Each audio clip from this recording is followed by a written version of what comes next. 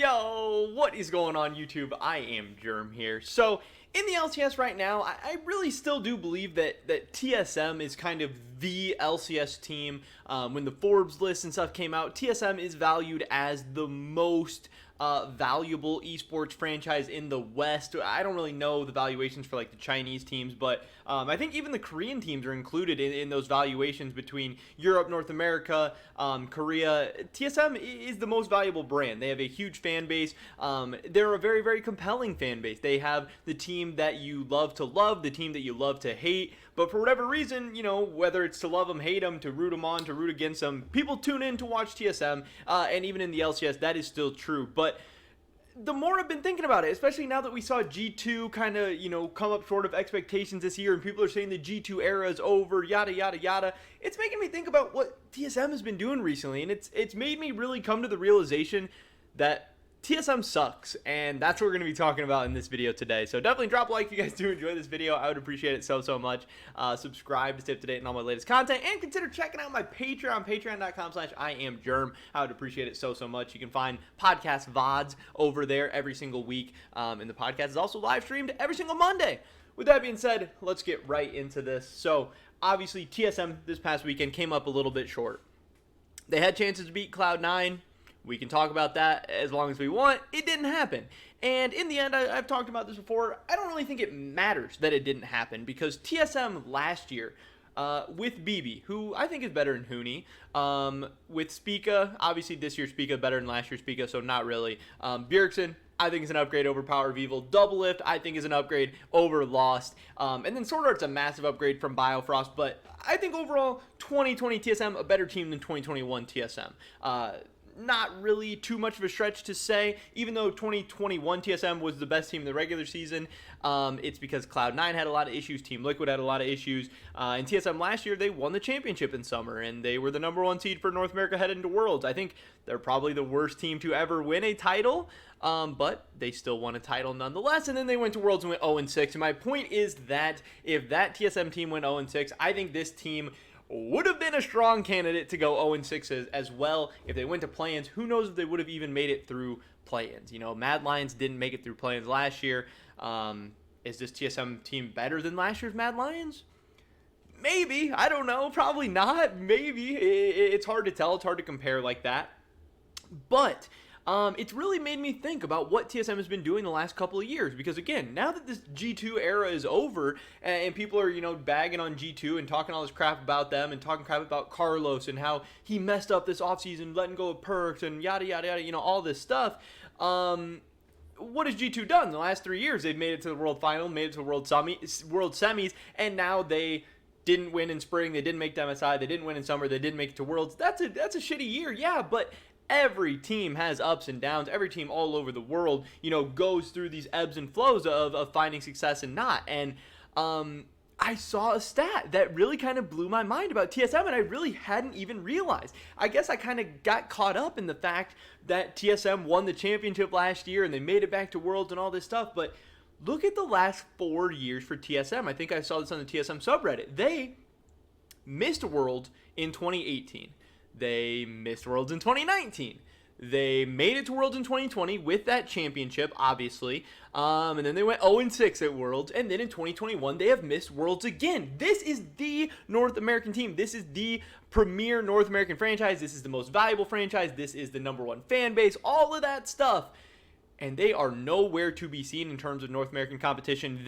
I'm talking about Reggie, the management staff, the general managers, everybody have been riding on kind of the coattails of past TSM. TSM from over 4 years ago at this point, won all those titles, won, you know, made it to Worlds, did all this stuff, got out of groups at Worlds actually one time even as well. And that, you know, those Bjergsen teams, those Doublelift teams, those teams are gone. And the fact that, you know, the current regime for TSM, coaching staff, management, players, everyone is not getting it done, absolutely deserves more critiquing than I think it's getting, because this is the team. Now, one issue with TSM in the past is that they never really had the money as some of these other teams. They were never throwing around as much money as, say, a Cloud9 or especially, say, a Team Liquid was throwing around. So it was kind of hard for them to compete. You know, Team Liquid is going out and signing impact. They're going out and signing Core JJ. They got Double Lift. They're able to keep him. They're going out and throwing huge contracts at Jensen. They're constantly making these big moves, and TSM was not able to do that. Partly because they didn't have the money, but partly because they were also trying to operate at a profit, which they've been able to do, which is a big deal in esports. But this year, they had a little bit extra money. This offseason, they got to go out and spend a little bit more money. And I saw another Reddit thread where Parth, as the general manager of TSM, was starting to get a little heat. They're saying, you spend all this money. People are speculating TSM maybe had the second most amount of money spent this season. They threw that massive deal out at Sword Art. Now, obviously, Cloud9 is number one. They spent like 10, 11 million on perks. No team is coming close to that.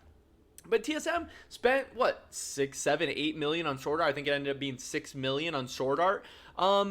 I don't know exactly what Team Liquid's spending on their whole roster. Team Liquid could be ahead of TSM, but I think TSM is ahead of them just with that amount of money spent.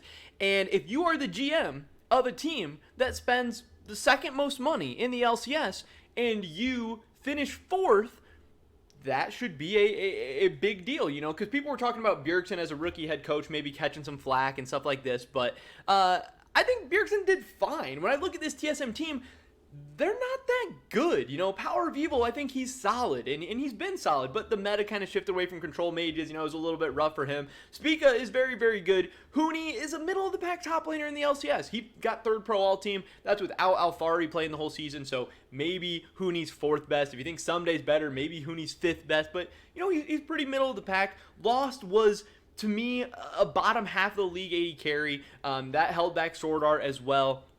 The TSM team was not more talented than Team Liquid. They were not more talented than Cloud9. Maybe they weren't even more talented than 100 Thieves. Maybe they had a similar talent level to Evil Geniuses. I think, with the talent that they got, TSM maybe overperformed. Maybe they accurately performed. I've been saying this the whole year. I didn't think TSM was that good of a roster. But again, they did spend all this money. And for the last 4 years, Reggie and everyone in the management staff of TSM, they've been making moves that have absolutely and simply not been good enough. And they had kind of been riding on the back of Bjergsen for a while. He was always giving them hope. He was always maybe making the teams overperform a little bit. They even made it back. They won one championship, and they made it back to another finals, and they should have won that championship if it wasn't for Sven.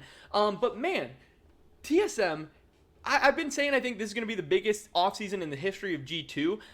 Because they need to rebound, they need to start building up for the future. But man, what if G2 for the next 4 years, for the next 3 seasons, continue to suck like this? I don't think there's any way that's going to happen. I trust G2, I trust Carlos, I trust the coaching staff, I trust that organization way too much. I think they're going to rebound pretty quick. But when you look at the example over in North America of TSM, you can see how these, if you keep making poor decisions and you keep having the wrong staff and management in place, I think TSM needs to make some big changes. I think they need to make big roster changes, but I think it might be time for a management change as well, or if not, at the very least, this should be their last chance. They have FTX money now. They, have a more solidified roster. There's not going to be big retirements like Bjergsen and Doublelift in this offseason.